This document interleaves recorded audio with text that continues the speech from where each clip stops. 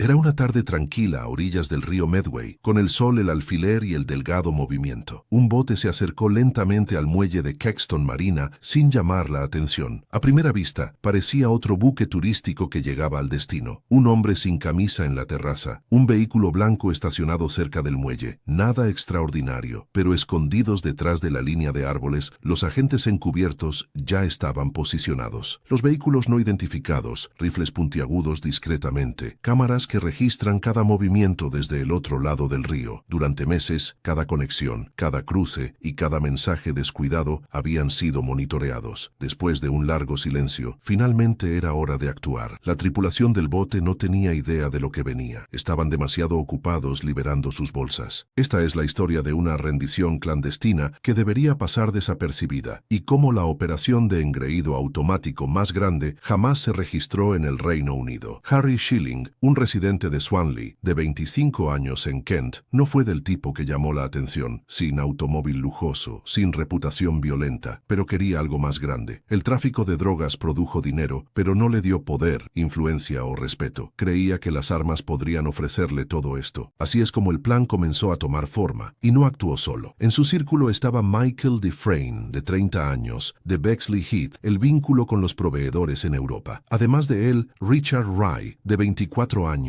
que actuó como mensajero e intermedio entre los demás. Los tres formaron una red bien estructurada, una con recursos financieros, uno con contactos estratégicos y el tercero para garantizar que todo fluyó sin obstáculos. La estrategia era clara: adquirir armas militares discapacitadas de bajo costo en Europa del Este, pagando para ser reactivadas, transportarlas clandestinamente al Reino Unido en barco y luego esconderlas hasta que pudieran vender, alquilar o usar. La idea no era nueva, pero la escala sí. Schilling no quería pistolas o equipos improvisados, buscó potencia de fuego militar, armas capaces de dominar un entorno completo para el que los delincuentes pagarían fortunas. En conversaciones cifradas usó códigos, juguetes para armas, disfraces para municiones. Los registros telefónicos mostraron sus frecuentes viajes a través de Europa, la República Checa, Eslovaquia, Bélgica. Financió la compra de un yate de 38 pies, un crucero motorizado llamado Albanina, pero esto es algo que nos acercaremos más tarde. Lo que el grupo no sabía era que la Agencia Nacional contra el Crimen, NSA, ya estaba un paso por delante. La primera información llegó a través de la cooperación internacional, con NSA trabajando junto con Europol y las autoridades francesas y holandesas. No fueron los mensajes en sí los que despertaron sospechas, sino los estándares, rutas de viaje, movimientos de puertos y metadatos de comunicación. No sabían el contenido de las conversaciones, pero se dieron cuenta de que algo grande estaba en marcha y se estaban acercando al objetivo. Los miembros del grupo pensaron que estaban aumentando en el crimen organizado, pero en realidad estaban cayendo directamente en la mayor operación contra el tráfico de armas en la historia británica. Las armas no provenían de zonas de conflicto, sino de un proveedor legal en Eslovaquia, como mencionamos. La pandilla obtuvo el arsenal a través de una compañía llamada AFG, basada en una pequeña ciudad industrial llamada Partizanske. El acuerdo era conocido por el marketing de las armas de expansión acústica, rifles militares discapacitados con un alfiler perforando la tubería. Era el mismo proveedor utilizado por los terroristas del ataque contra Charlie Hebdo. Según la ley eslovaca, estas armas eran legales, pero en el mercado ilegal fue suficiente para hacerlas letales nuevamente. La solicitud del grupo incluyó 22 rifles de asalto UBZ-58, similares a las pistolas de maquinaria AK-47, y 9 Scorpion, previamente utilizadas por las fuerzas especiales checas. Armas automáticas compactas, diseñadas para tomas rápidas. Cada pieza cuesta menos de 120 libras, pero reactivada podría venderse en el Reino Unido por hasta 4.000 libras cada una. No eran armas decorativas, acompañado por 58 cargadores,